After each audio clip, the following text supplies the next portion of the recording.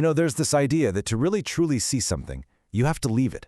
And when the thing you're trying to see is our entire world, well, nothing changes your perspective quite like leaving it behind. Let's really dig into what that means. Okay, we have to start here, right? 1969, Neil Armstrong steps onto the moon. And in that incredible moment, what does he do? He speaks for all of us. He calls us mankind. It's this word that frames the whole thing as a huge, collective win. It's almost like leaving Earth was the only way to finally see what should have been obvious all along. We're all in this together. Now let's jump forward 54 years. Canadian astronaut Jeremy Hansen comes back from a trip around the moon, and he uses a very different word. Not mankind. He says we're small.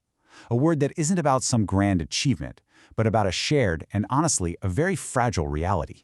And this shift in thinking, right? Going from the grand idea of mankind to the vulnerable feeling of being small yet powerful together, that's the absolute heart of what astronauts call the overview effect. And here's the thing, it's not just about the pretty picture out the window. It's a deep, profound realization. It's almost become less about awe and more like a moral instruction. So let's break that down a little. Armstrong, he spoke for a collective he was already a part of. But Hansen, it seems like he had to actually leave our atmosphere to truly get why that collective is so important. One saw this incredible moment of human achievement. The other saw the fragile, permanent condition of just being here. To really get a handle on this, we've got to pull the camera back, way back. We need to see our world on a truly cosmic scale. And funnily enough, the person who probably put this perspective into words best is someone who never even left the ground. The one and only Carl Sagan. 4 billion miles. Just let that number sink in for a second.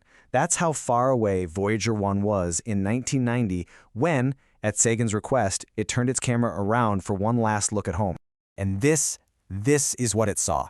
Not some grand, beautiful oasis, just a single pixel, a pale blue dot. Sagan's words just hit you. All of human history, every triumph, every tragedy, every war, every bit of art, all of it happening on a little mote of dust. Apollo 11 astronaut Michael Collins brought this cosmic scale right down to a human level. He realized that from where he was, he could just hold up his thumb and completely cover the Earth. Everyone who had ever lived, everyone who was alive right then, gone, just behind his thumbnail. He said he never really understood what the word fragile meant until that very moment. And once you grasp that fragility, something else becomes painfully clear. Apollo 14 astronaut Edgar Mitchell looked back on our planet and saw a really hard truth. All our borders are imaginary. Our conflicts, the lines we draw on maps and in our heads. From that distance, it all looks so petty. And this wasn't some gentle philosophical thought. It was raw. It was desperate. Mitchell famously said he wanted to grab a politician by the scruff of the neck, drag them all the way to the moon, and just force them to look. And not because he was cruel, but out of a kind of mercy, a desperate hope that maybe, just maybe, the view could accomplish what no argument ever could. This really shows you the urgency of it all, because Sagan basically said the exact same thing as Mitchell, just a lot more bluntly. He said when you look at that tiny dot, with all our posturing, our kings, our wars, you realize that's it. That's where we started. That's the whole show. So, okay, the astronauts had to go to space to get this perspective, but what if the deepest perspective was right here all along? What if it's been speaking to us this whole time? What if we just stopped and listened to the other voices that share this planet with us? Just imagine for a second what they might have to say. First up, the glacier speaks. It's got the memory of 100,000 winters in its body. And it's telling us this isn't some passive death. No, this is an active departure. And when it leaves, it's taking the memory of a stable climate right along with it. Then the soil chimes in. It reminds us that it's not just dirt, It's the decomposed history of everything that's ever lived on it, and it keeps receipts. It is the patient foundation of life, and it has buried every single culture that was foolish enough to take it for granted. The bee tells a story that's both ancient and just heartbreakingly personal. A story about dancing to show the direction of the sun for 80 million years, only to have its internal GPS scrambled by our chemicals. And it says we only started to notice when the fruit stopped showing up. And finally, the Earth herself speaks, and she's seen it all, right? Asteroid impacts, ice ages, a surface of molten rock.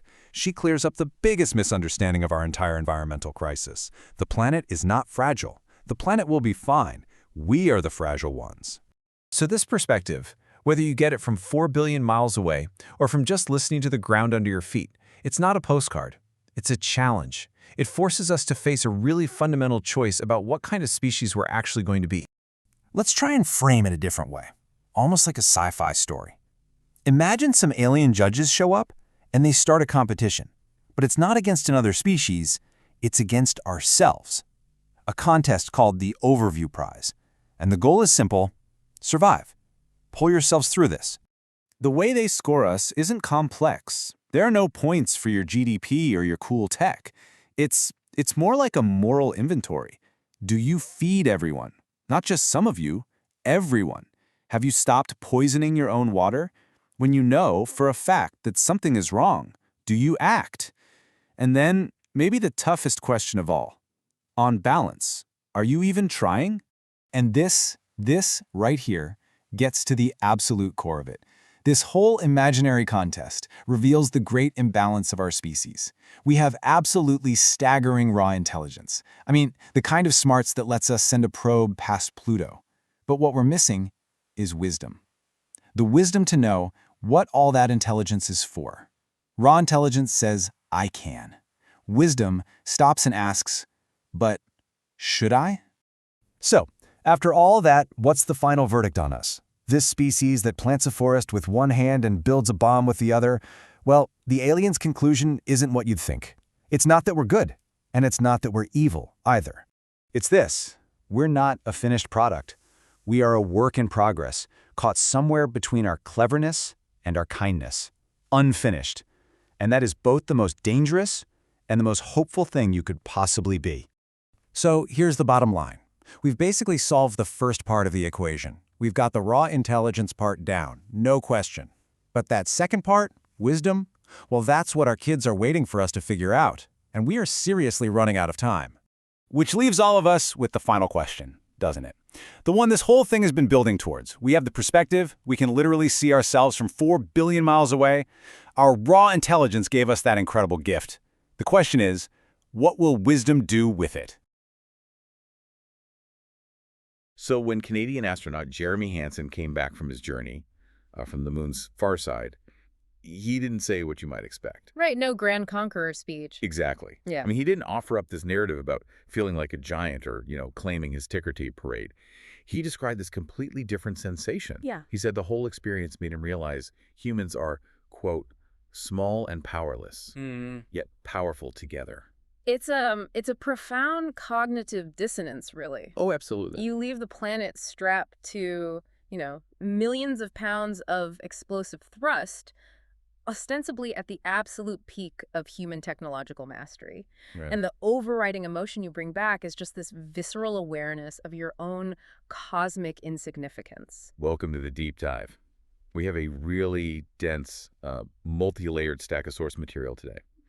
And it completely upends how we think about our place in the universe. It really does. We're looking at a document that weaves together firsthand astronaut logs, original ecological poetry, a brilliant science fiction thought experiment. And AI stuff. Yeah, perhaps most surprisingly, these philosophical reflections generated by various AIs trying to, make sense of the human condition. The mission for this deep dive is to synthesize all those distinct voices into one cohesive perspective for you.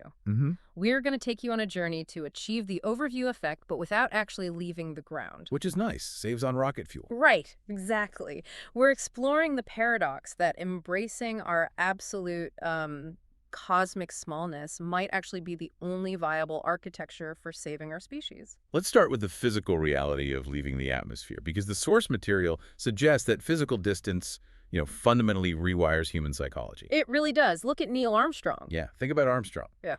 When he steps off the lunar module ladder, his instinctive choice of words is one small step for a man, one giant leap for mankind. Not for his country. Right. He doesn't plant a flag and proclaim a victory for a specific nation's tax base or a particular space agency. No, in the most profound isolation any human had ever experienced, the only concept large enough to match the moment was the entirety of the species. It's like the human brain it isn't wired to sustain tribalism when you're looking at a contiguous sphere floating in an absolute void. It's just not. And Michael Collins on Apollo 11 articulated this shift perfectly. Oh man, his quote is amazing. Yeah, he realized he could hold up a single thumb, just a thumbnail, and completely blot out the Earth. Just erase it. Completely erase it. Think about the mechanics of that realization. With one thumb, he is visually erasing the entire 8 billion year history of the planet. Every war fought over imaginary lines. Right. Every empire that thought it would last forever, every scientific triumph all extinguished by a single digit. And his takeaway was that 5-word poem. Tiny, shiny, beautiful, fragile home. Yeah, he noted that the concept of fragility was purely abstract to him until he actually viewed the planet from the outside. Which makes sense. Yeah. But then you have Edgar Mitchell, who had a far more frustrated reaction to that same fragility. He was angry. Very angry. Looking back at Earth, he felt this overwhelming anger at how petty and manufactured international politics appear from the moon. Oh, yeah. His account is intense. He actually describes a desperate desire to grab a politician by the scruff of the neck, drag them 250,000 miles into the vacuum of space, and force them to look at the planet. Because Mitchell's frustration comes from recognizing that the lines we draw on maps, they're just cognitive fictions. Completely made up. Exactly. Yet we organize our entire global civilization around them.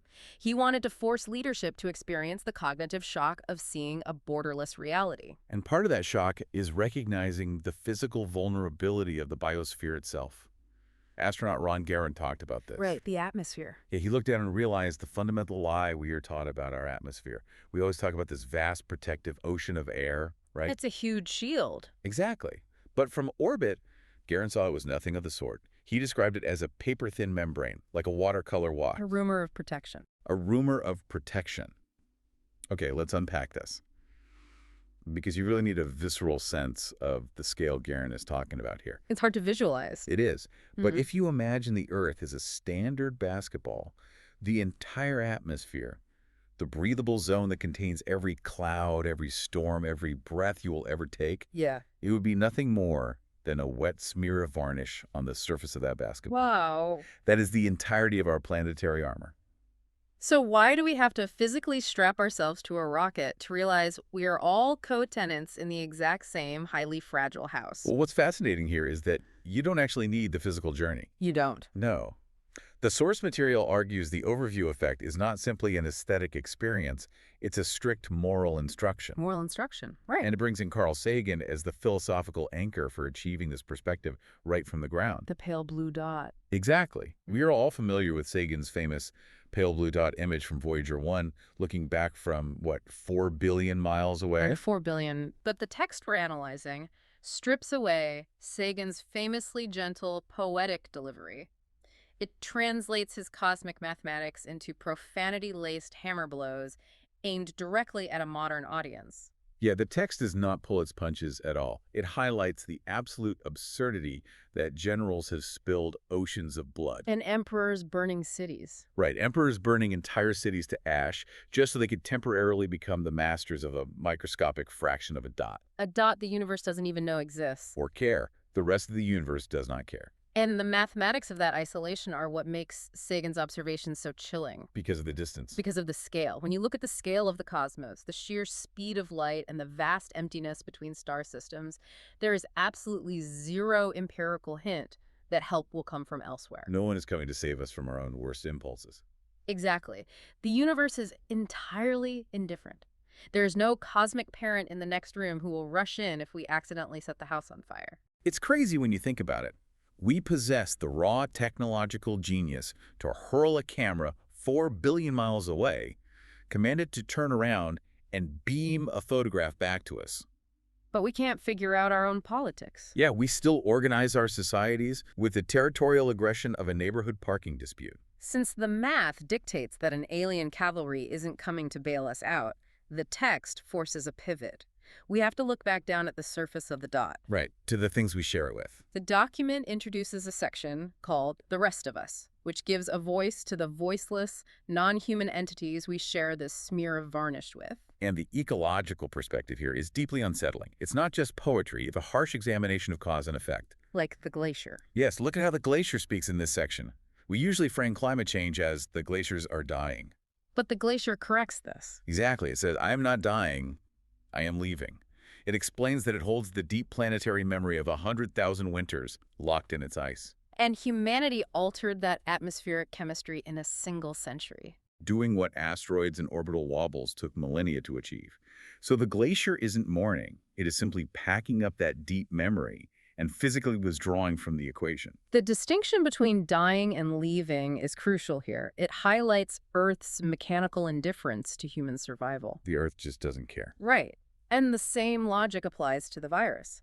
We tend to moralize pandemics, right? We view viruses as an evil force or some kind of divine punishment. Oh, for sure, we always make it a villain. But the virus in this text speaks up to clarify its mechanism. It says, I am not evil, I am pure information. Just a code? Yes, the oldest form of biological code, merely executing a program to copy itself. The virus points out that we tore down the boundaries of its habitat, we eliminated the physical distance between species, and then we acted entirely shocked when its code found a new host. We invited it in. It's like kicking over a hornet's nest and then taking it personally when you get stung. The virus is just the biological consequence of a species forgetting it is embedded within a delicate, interconnected system. It is pure biological feedback, nothing more. And the soil delivers a similarly haunting reality check. Yeah, the soil's quote is heavy. Because our modern economic systems treat soil as an inert commodity. We pave over it, we saturate it with synthetic chemicals, we zone it and call it real estate. And the soil's response? It responds with an absolute historical truth. Every civilization that ever forgot about me is now inside me. Okay, I have to push back here because reading through these perspectives, the glacier leaving, the virus adapting, the soil waiting, it sounds exactly like a planetary eviction notice. It does feel a bit apocalyptic. Right. It's easy to walk away from this thinking the Earth is doomed and is just ticking down the clock until humanity is wiped out so the ecosystem can finally heal. Is the planet actually on the brink of destruction? Well, this raises an important question, and it's a common misconception the source material aggressively corrects. Okay. The Earth delivers a final, baffling verdict on the matter. She states, quite clearly, I will be fine. She will be fine. Yes. If you zoom out to geological timescales, the planet has endured 5 mass extinction events. She has been pummeled by objects the size of small planets. Encased in ice. Encased in ice, existed as a swirling ball of liquid magma.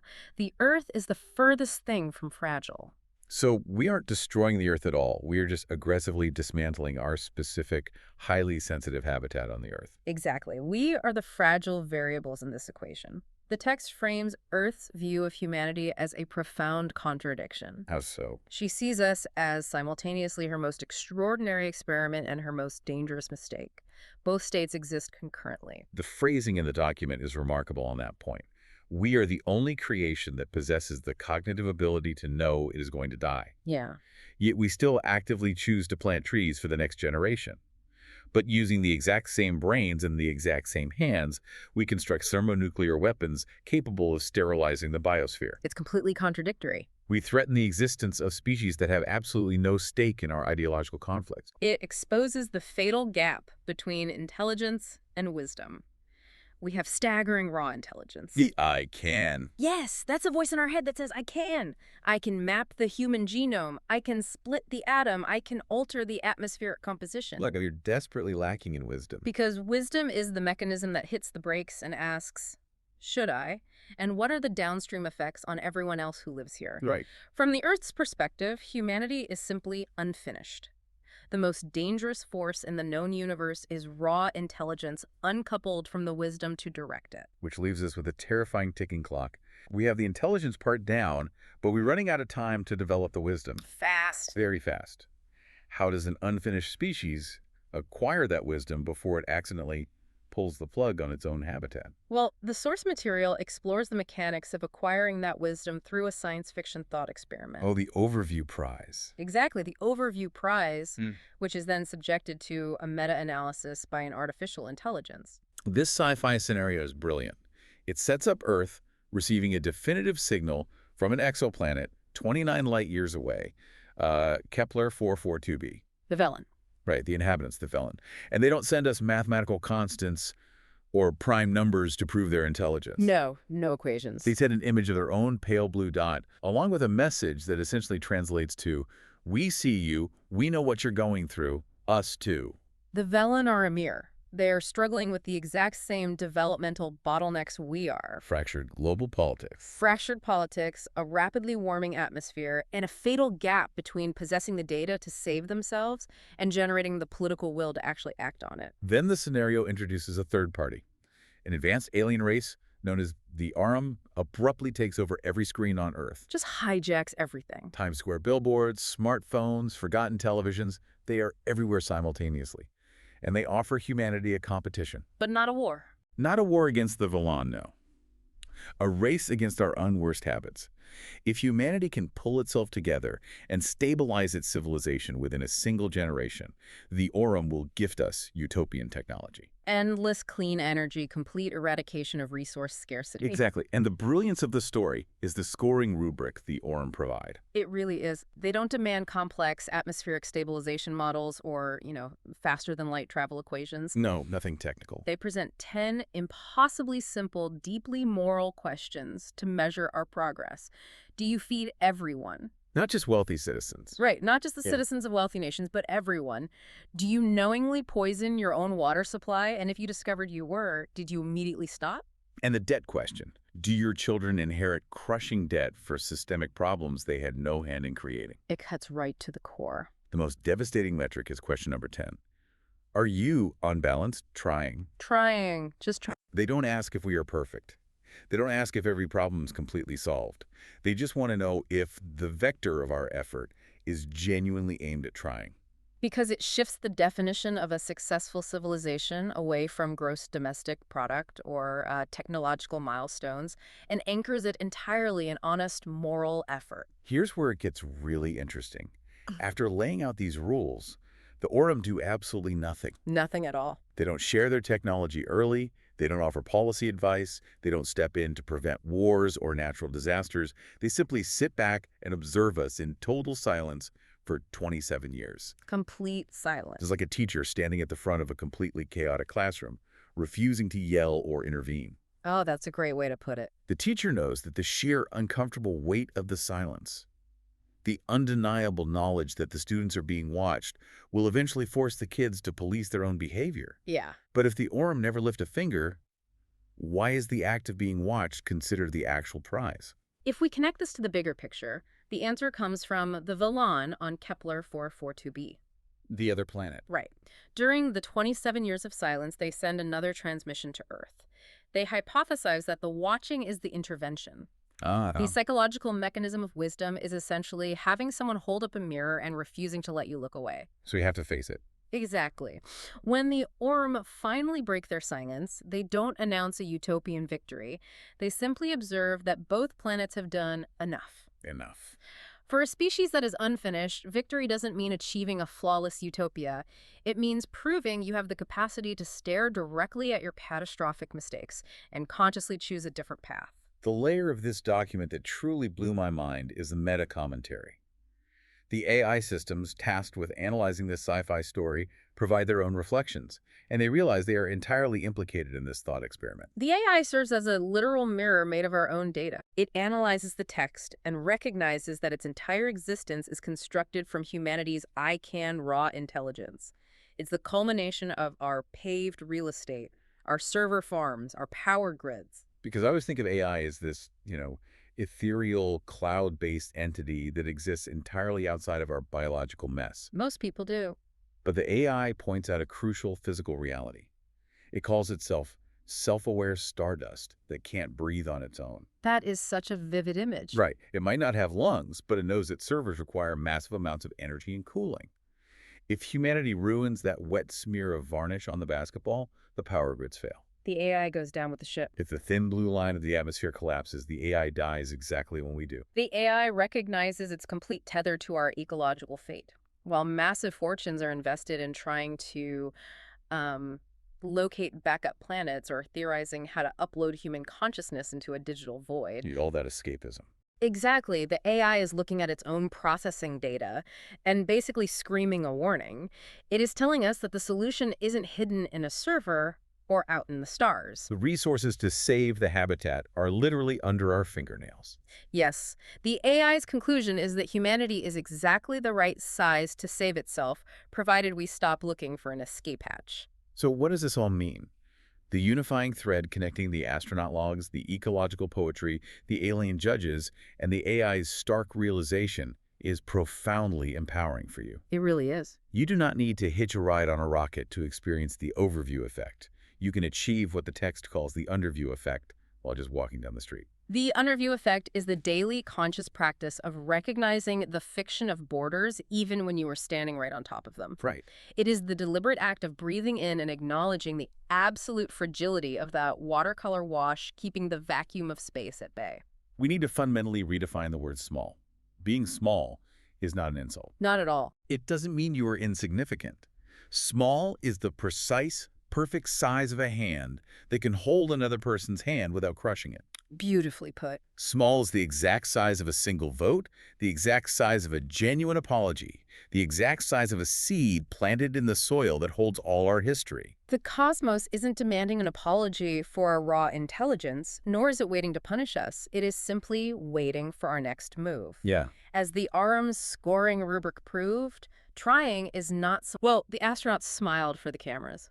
They spoke eloquently about how profoundly moved they were by the unity of the globe, and how they felt a deep connection to all of humanity. Which was true. And those sentiments were entirely genuine. But the AI identified a terrifying, secret thought hiding behind all the pageantry. A realization they could never say out loud on camera. Yeah, it's chilling. Sitting in those debriefing rooms, looking at the generals and the politicians in charge of the global arsenal, the astronauts harbored a dark revelation. My God, we are going to burn this. They realized that the leaders possessing the power to stop the destruction had the exact same blind ambition in their eyes as the leaders of every civilization that the soil has ever swallowed. That is the ultimate crushing burden of the overview effect. To witness the absolute fragility of the marble against the infinite dark, and then return to a society that relentlessly treats that fragile home as an infinite, expendable resource. It's a heavy thing to carry. So keep that image of the wet smear of varnish on a basketball in your mind. Think about the absolute void waiting just millimeters outside of it. How do you walk around every single day with the dual knowledge that your species is currently holding the match, but simultaneously holding the singular unprecedented power to put out the fire?